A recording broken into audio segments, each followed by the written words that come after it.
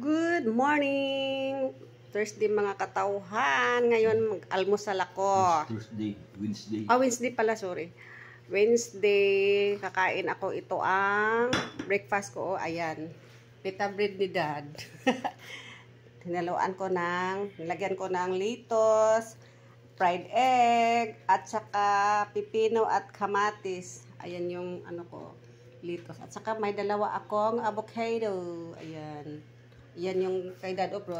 Ito ang dip niya yung apritada, chicken apritada at saka sauce sa adobong pork o sauce or humba. Ayan. Kain po tayo. Lagay ko. Kain po tayo. Breakfast. Malikit, no? Ayan. At i-roll ko ito. Sarap. I-roll ko siya. Parang parang fresh lumpia. Pero mingkaging na. Pag madugay mo gahi ang Ayan. Yun lang. I-dip daw natin sa Masarap. I-dip natin sa yung dulo niya. I-dip natin sa apritada na chicken.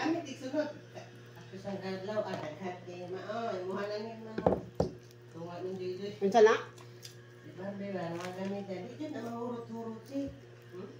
Sarap. Masarap. Sarap pala din. I-dip.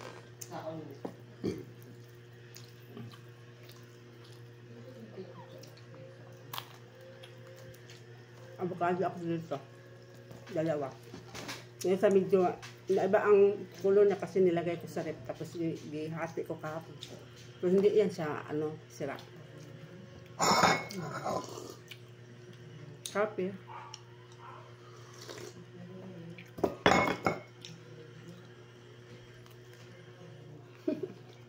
Busog naman ko eh. Ubus na yung naka-wrap na itabit sa akin. May isa na si Dad na tira. Kasi nabusog sa yung nirap ko na nilagyan ko ng egg, fried egg, lettuce, pepino at saka kamatis. Tapos naglagay ako ng cheese sa baba, sa taas. Kaya nabusog siya, kaya may natira siyang isa. So itry ko i-dip sa ito. Chicken apritada. Masarap. Try natin sa adobo. Pork adobo. Humba. Humba ka. Lagyan natin ng anit. Ayan.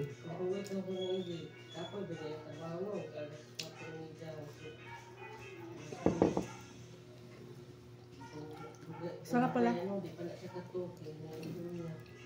Kain mo na ako ng avocado.